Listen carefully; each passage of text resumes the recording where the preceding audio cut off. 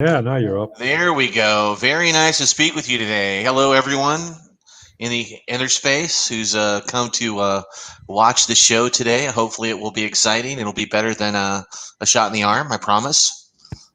Excited to be here. Doc, thanks for having me. Hey, thanks for joining us. We really hmm appreciate it. Yeah. I think pretty much everybody probably knows you already, but for those that may not, Casey's got a couple decades of marketing experience under his belt already. He's the founder of MediaWise. He specializes in niche blogs, particularly in food, DIY, lifestyle. He also does some killer audits, SEO consulting, training, and he's an accomplished speaker, which is one of the reasons we were really tickled to add him to our lineup.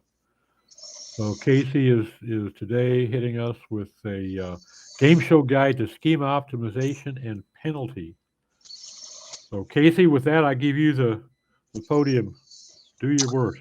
I appreciate it, sir. Thank you so much for having me. I have sent a request to share my screen. I am just waiting on that to pop in. So we're just waiting. We're waiting. We're waiting. While that's going on, I want to again thanks everyone who's decided to come back from lunch and listen to this presentation live. We're going to be speaking today on the concept of spammy structured data penalties.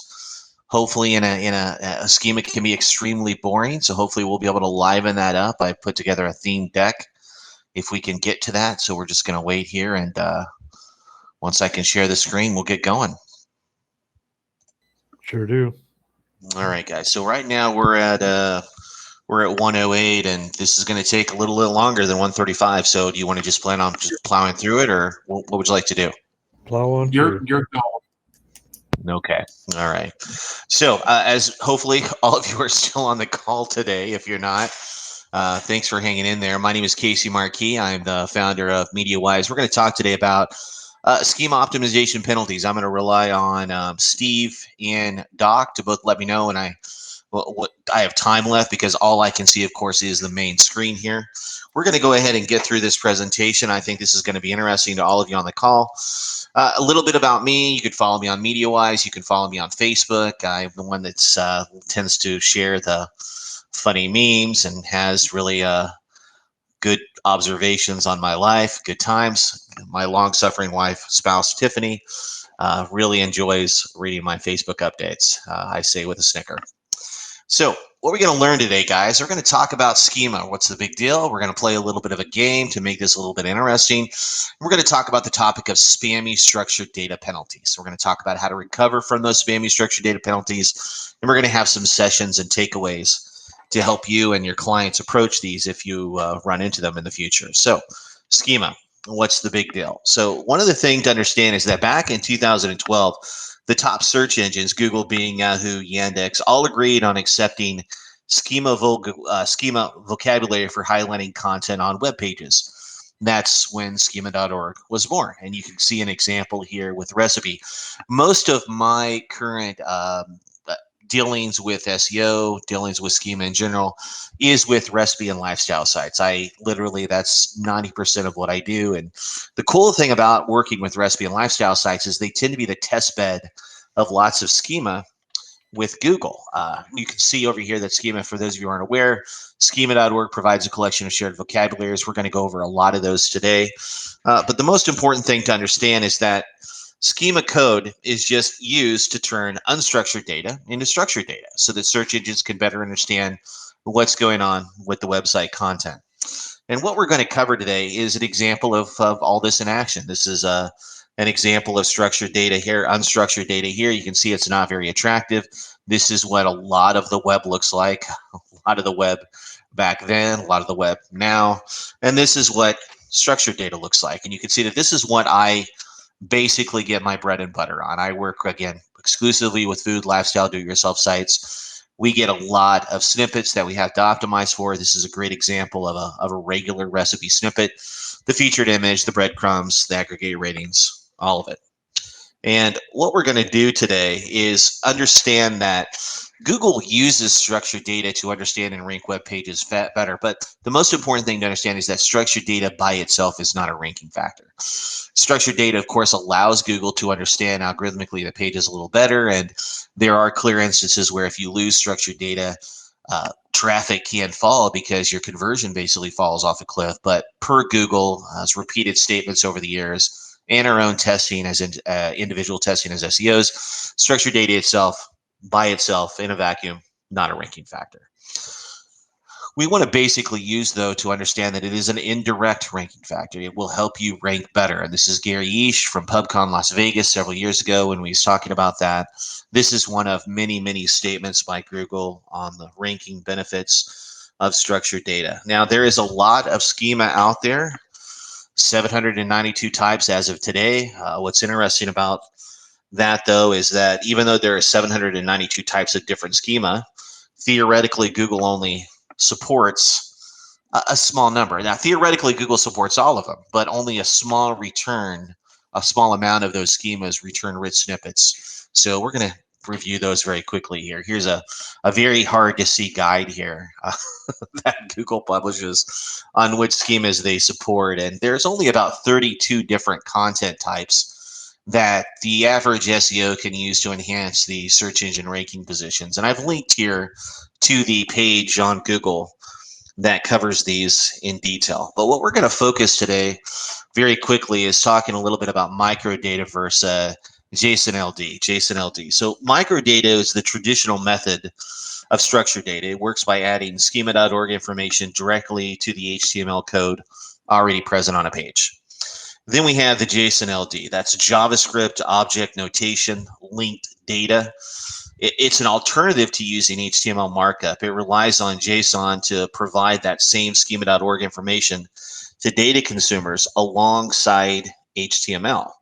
So microdata requires HTML, whereas JSON-LD can be viewed as islands embedded both in HTML or used independently. So, with JSON-LD, we can use those for PDAs, PWAs, progressive web apps, or embedded widgets.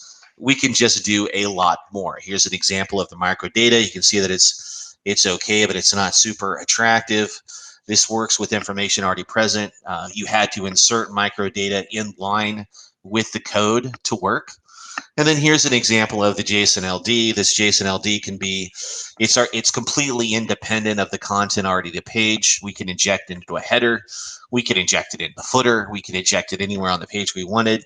It's compact and easier to employ, and it loads faster on the page. So this was no surprise when Google decided, hey, we're going to make this our standard. And here's a little fun meme talking about that. And this is really why when, Google can read JSON-LD whenever it's dynamically injected into the page's contents. You can use JavaScript code, embedded widgets, whatever you want to do. And I think that's really why Google pushed JSON-LD as their recommended form of schema as of about 4 or 5 years ago. And you can see that's just what they recommend. Google recommends JSON-LD for structured data whenever possible.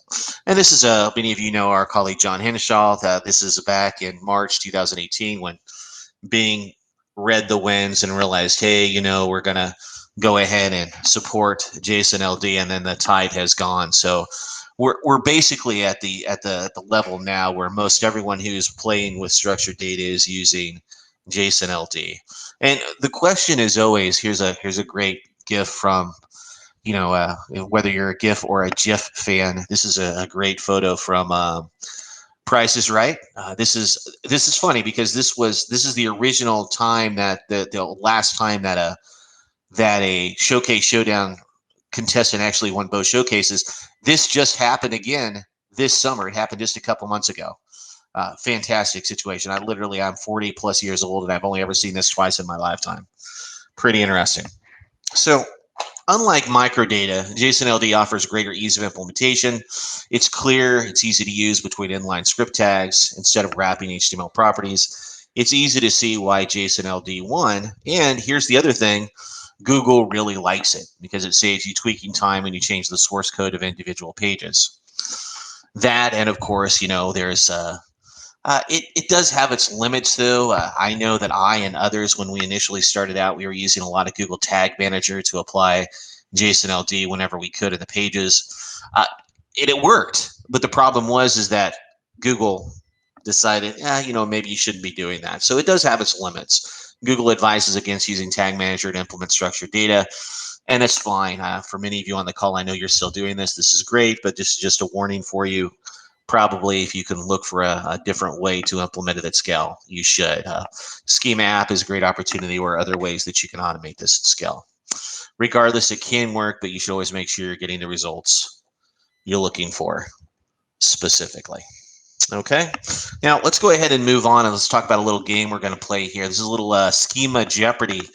Hopefully it'll make things a little bit more interesting. And as always, we want to phase the answers in the form of a question. So I'm going to go ahead and leave this here. And our category today is schema optimization. And the first question here is, Google has hundreds of these factors, but schema is not one of them. So if you have the chat open, please go ahead and leave your answers now. We will go ahead and give the customary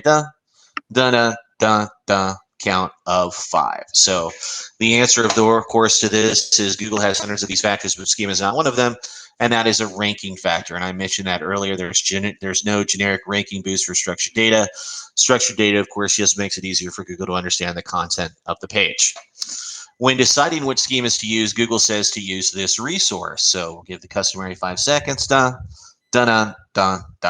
what is this? When deciding which schemas to use, Google says to use this resource, and that resource is the Google Schema developer page. And I provided a link to this. This link will be in the resources document at the end of the call, so don't worry about writing this down now. You could take a screenshot. You could share this with your kids. I know they're excited about Schema as much as you are, but this is the guide that Google really wants you to take a look at when you can.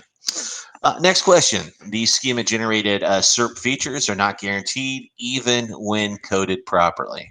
So look at this closely. These schema-generated search engine ranking position features are not guaranteed even when coded properly. Does anyone know what this one is? It's pretty easy one actually in the scope of things, so to speak. And the answer to that is, what are rich snippets? And we get this all the time. I can't tell you how many times we've audited a site, and they're always like, man, Casey, I don't understand what I'm doing wrong. For some reason, my rich snippets aren't activating, and we'll get into a couple of those examples later in the presentation. But a lot of rich snippets are quality-based. So if you ever run into a quality issue, that's one of the things you'd want to look at, especially if you're having trouble causing the materialization of rich snippets based upon the various schema that you're using. Next one, Google eliminated the structured data testing tool, leaving this tool as the main option to test schema. I know a lot of you were probably in the same boat I was. We really did like the old structured data testing tool. It was great. I miss it.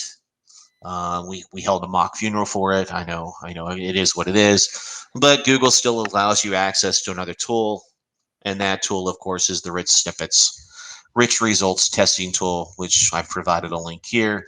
You can at least still be able to see all the schemas active on the page. You can look through each of them to find warnings and errors, and it links, of course, to more information to test each of them individually.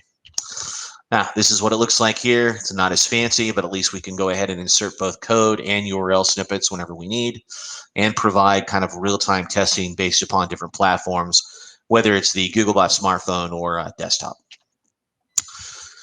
Now, this one here, these Google manual actions result in the loss of all visible rich snippets in the search results. So these Google manual actions result in the loss of all visible rich snippets in the search result. This is an example of spammy structured data manual actions. We're going to talk about these in a minute. So before we do that, though, if you have a drink in your hand, toast the late Alex Trebek. He is still missed. Every time we do this presentation, we always say that. And so it'll be interesting to see who replaces him, but no one can ever replace Alex Trebek in that regard.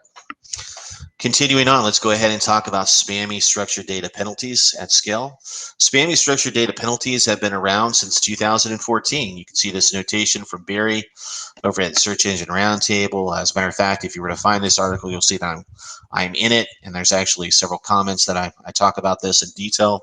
But these have been around for a while, and they went out, the first round that actually went out were targeting sites abusing review schema rich snippets. And by reviewing, when I say abusing, review rich snippets, what happened was they were just they were hiding the reviews with the code, or they were actually putting double reviews and having them show stars which didn't exist. But it was quite an abusive situation. Good times. Now, structured data penalties are still pretty high right now. I still see them all of the time. They have increased dramatically over the last 3 years because Google has continued to deploy more and more structured data vocabularies and more increased rich snippets, which has resulted in an increased adoption, which has also resulted in a lot of markup being deployed incorrectly. So what we're going to talk about today is just how you can recognize these in the wild. This is an example of one of the penalties that you would see, spammy structured data. You get this by email still. Here's an example of what it would look like in the Search Console. Spammy structured markup. Usually these are site-wide. Very common. Very seldom do I actually see partial. They're usually always site-wide because of the deployment of JSON-LD specifically in the header. If you see this message in your manual actions page, all it is just a heads up. Google has detected that some markups on the page may be using techniques outside the guidelines. And of course, with any spammy structured penalty, the result can be bad. So how many of you remember Cliffhanger? Literally the greatest game on The Price is Right. And for those of you who are deploying schema incorrectly, especially if you're a recipe blogger and you lose all your rich snippets, this is what it feels like. It is very disturbing. Poor Cliffhanger. So spammy structured data penalties do not result in a ranking or traffic suppression filter being applied. But you lose all visible applications of schema. You're losing all of your rich snippets. So from a UX standpoint, it literally feels like you're playing Cliffhanger, that your traffic has gone off a cliff. This is a great example of a site that suffered a schema penalty. You can see here that they had, this is a recipe site, very ugly looking, just nothing really of value here with regards to rich snippets. And then, of course, this is what it should look like. So you can see the difference. This is literally the before.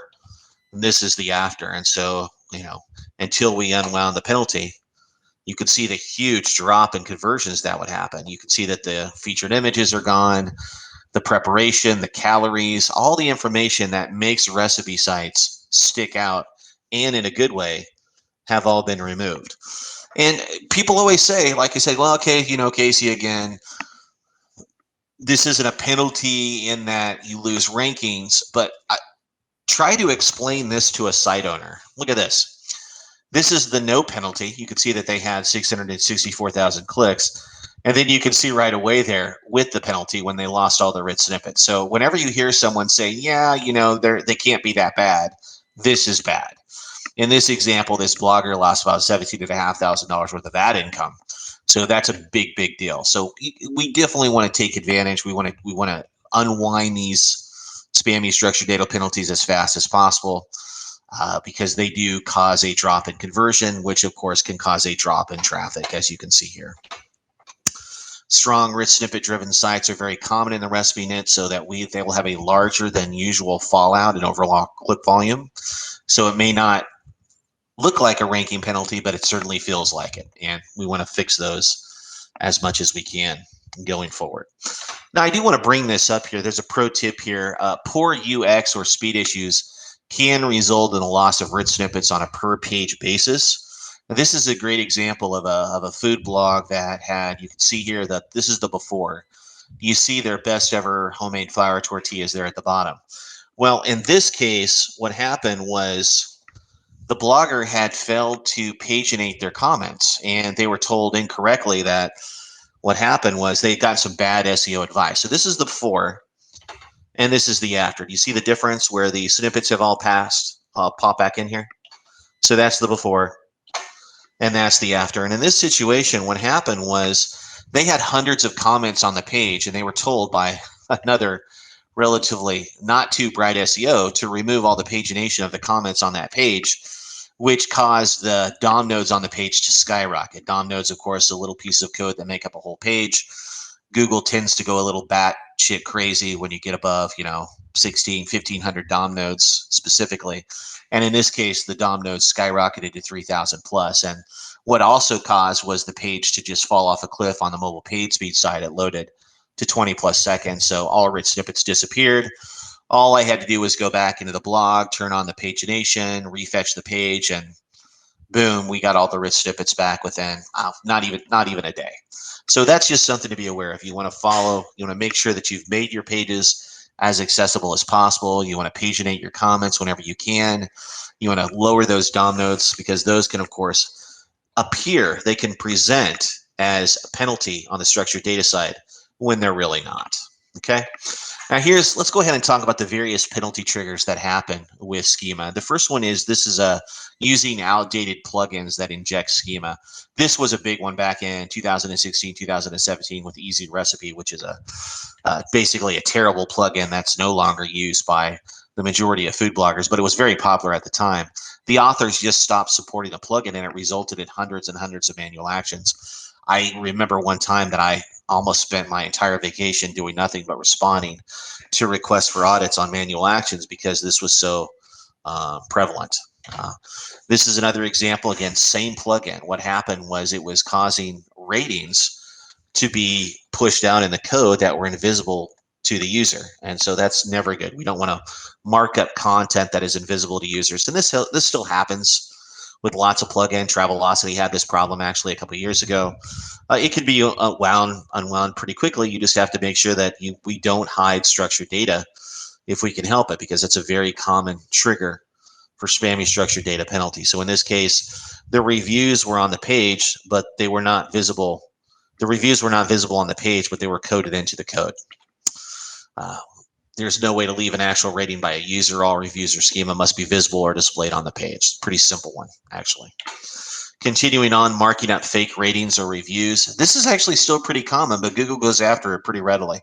We just, marking up, like you see, here's an Instagram followers one, which is, you can still see every now and then, and you can see that there's the comments are, the ratings are all the same. They've been generated by the same people. They've changed the names, but whenever we see repetitive comments like this, we want to remove those as much as we can. This is a popular one in the wild. There are always readily available examples. Just don't go in and leave reviews under your name or a fake name or both. They're pretty easy to spot, and you will get slammed with it.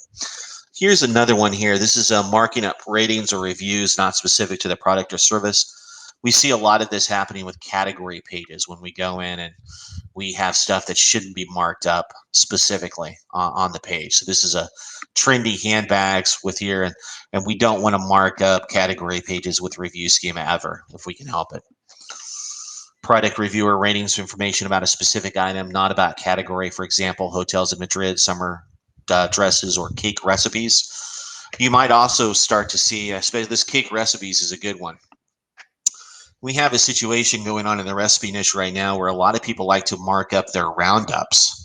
These are recipe roundups. They'll have 12 to 15 items on the recipe page, and then they'll go down at the bottom and add a recipe card. And the reason they're doing that is they want to try to get they're trying to generate the rich snippets that come with the recipe card. And so they're marking up, the recipe card might say something like 15 apple pie recipes. And then they'll just go in and make up some various information for the nutritional side and the equipment side and the ingredient side.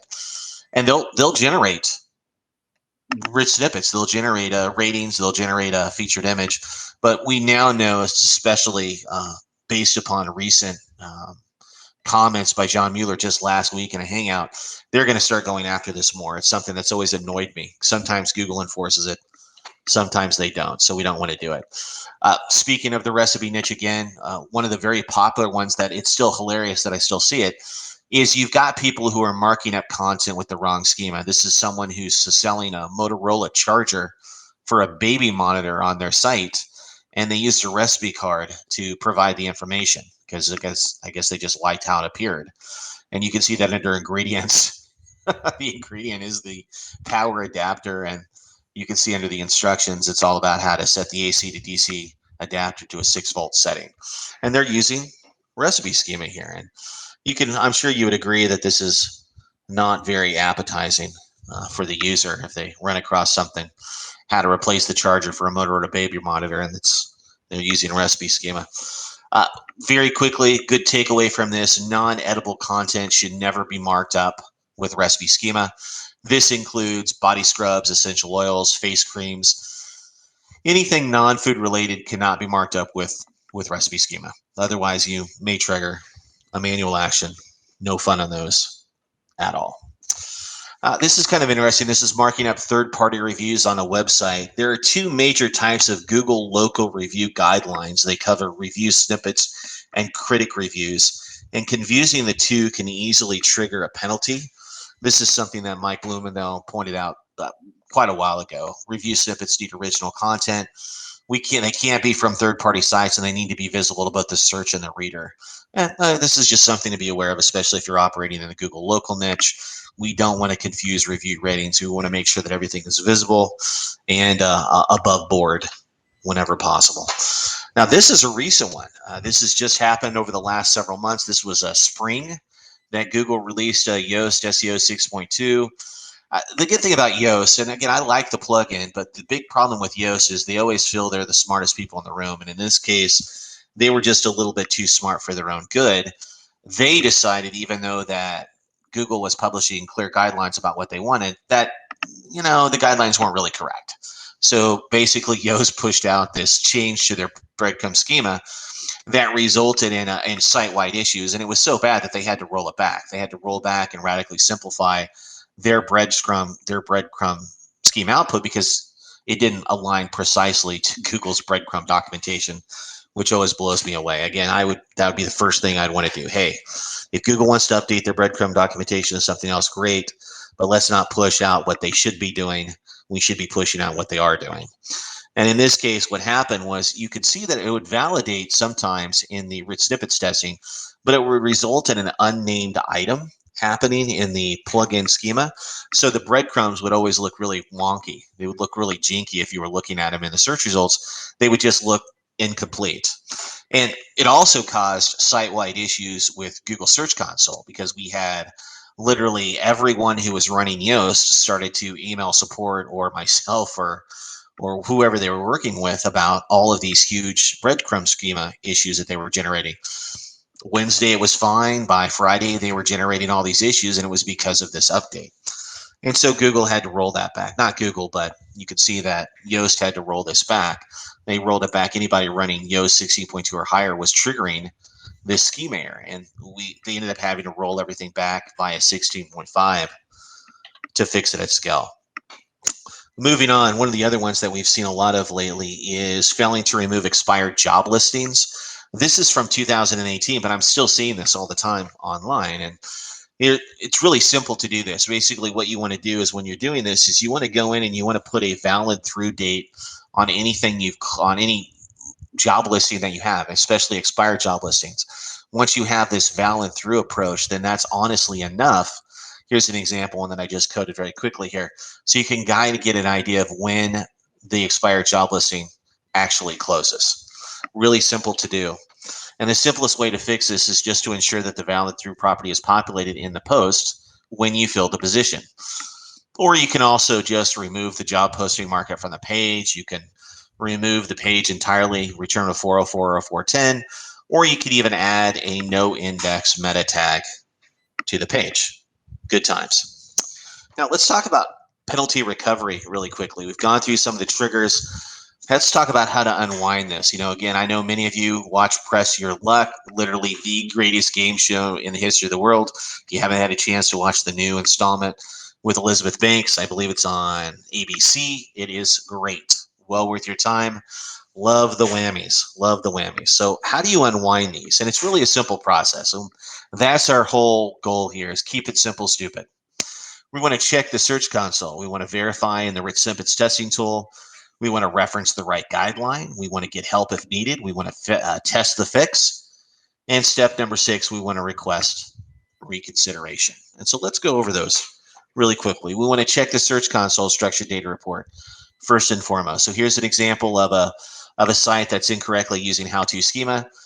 They've got 2 errors here. In their case, maybe we want to go ahead and fix this. We're going to go ahead and test the issue in the rich snippets testing tool. You can see that not ideal because they've got an issue with their how-to schema. What's going to happen when you have an issue with how-to schema is also going to basically stop the article schema and the breadcrumb schema in most cases from even presenting. So we want to get that fixed as much as we can. It's not ideal. You can see very quickly here, it's never good to run anything and have not all markup is eligible for its snippets. Errors should always be corrected. Warnings, not so much. As a recipe SEO blog, as a guy who focuses a lot on recipe sites, warnings are never going to kill you, but errors are always bad. We want to fix the errors whenever we can. That's a sign of low quality for specifically, and that'll hurt you. The warnings, not so much. Maybe it doesn't have a rating. Maybe we forgot to fill out nutrition. Not going to kill you. Maybe you lose a rich snippet, but it's not going to kill you. And then step 3, we want to cross-reference the correct Google guideline when we're troubleshooting these. Here's a link to the various Google schema triggers within the guidelines to make it a little bit easier for you. Read the guidelines very closely. Then we move to step 4, get help by Google. Google has a structured data and rich snippets forum. Here's an example where we had an issue with a Magento plugin. We went ahead and they submitted a notation on the help forum, and we got some direct feedback from a Google engineer to talk about exactly what needed to be done here to help unwind this. So I provided a link here to the Google Schema forum. That's helpful for a lot of users. Specifically,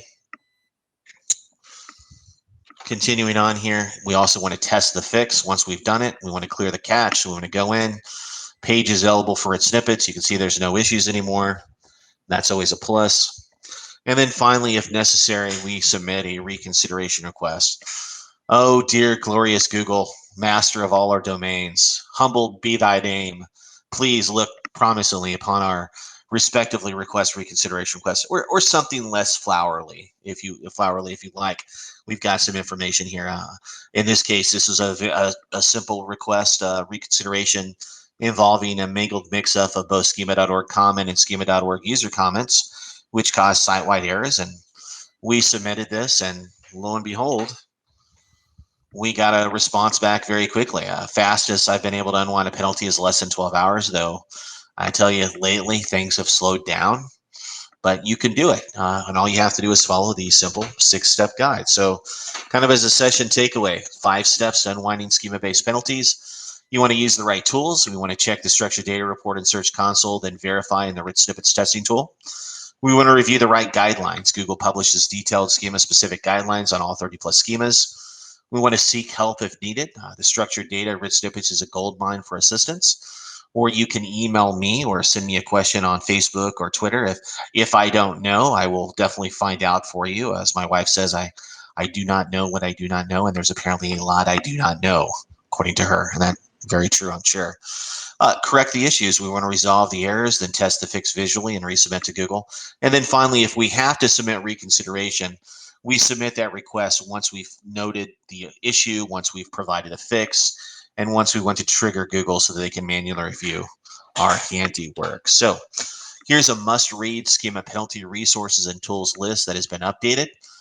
Lots of great information here. I just checked this last week. Should all be current. It should all be relevant. And on that note, thanks for playing. Keep your schema clean and neutered, just like the old Bob Barker would tell you. And if we have the time, let's get into some questions. So I'm going to stop the sharing here. Let's see if I pop back in, see if Doc is there. How are we doing on time, Doc? Did we blow through that? So about 1:40 now? You're good. We've got some flexibility here. Got some flexibility. Okay. Did you get any questions into the Q&A, Steve? Yeah, I can't see the Q&A, so I'd have no idea, honestly. But yeah, if there's any questions there, happy to answer them. Otherwise, you can just email those if we have to move along. Happy to do that as well. Let me no, I don't see any questions, which surprises me because fantastic. I spent most of the whole day my jaw dropped. Everyone is so stunned. No, I sincerely doubt that that's the case. But if any questions on this, please don't hesitate to reach out. Happy to answer any questions, provide any context if needed. The spammy structured data issues are certainly not as prevalent as they were previously, but I still do see them. The last spammy structured data manual action I was personally subjected to was in July, and at that time there was about a month review. It took about a month for everything to go through with regards to submitting the reconsideration request and getting approval. So unfortunately, it's no longer 2 to 3 weeks, more like 4 to 6 weeks, but things change based upon volume, so to speak. I do have a question, Casey. Yeah. My recollection may be wrong, but it seems to me like shortly after Schema.org was adopted, that they had said, when they first started spotting some instances of abuse, that they had said that if they catch you abusing it, that you'll lose it and you won't get it back. Now, was that, and you won't get it back, is that faulty memory on my part, or is that something they backstepped on? Well, if they did say that, and maybe they did, they certainly have backstepped on it. I haven't run into any situation where someone has lost all of their rich snippets and not been able to get them back. That would be a very rare occurrence in my experience.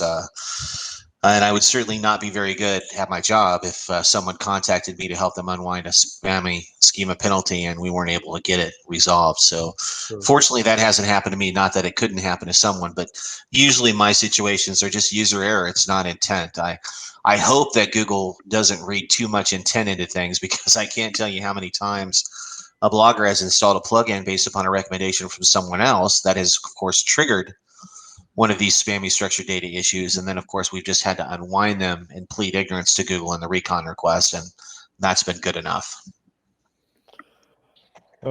Great presentation, Casey. We really appreciate it. Appreciate you giving us your time, but we also appreciate the information you shared there. Good stuff.